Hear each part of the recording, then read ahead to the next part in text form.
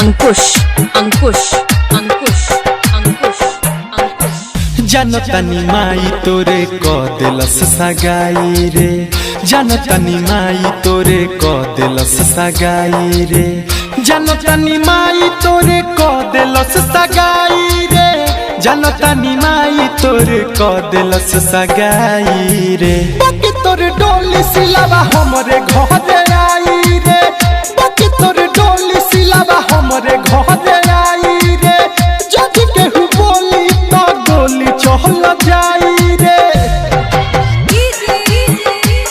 Ankush Ankush Ankush Ankush Ankush Belsar Bidoliya. Mix by Aditya recording studio Gopalganj.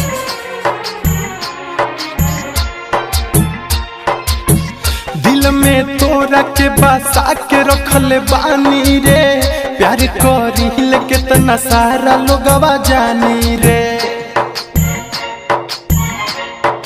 हाँ दिल में तोरा के बसा के रखले बानी रे, प्यार करिल कितना सारा लोगवा जानी रे, प्यार करिल कितना सारा लोगवा जानी रे। भले सुनले जमाना गरियाई रे, भले सुनले जमाना गरियाई रे, भले सुनले जमाना गरियाई रे, भले सुनले जमाना गरियाई रे। बाकी तोर डोली सिलावा हमरे घरे आई रे, बाकी तोर डोली सिलावा हमरे घरे आई रे, जब केहू बोली तो गोली चल जाई रे।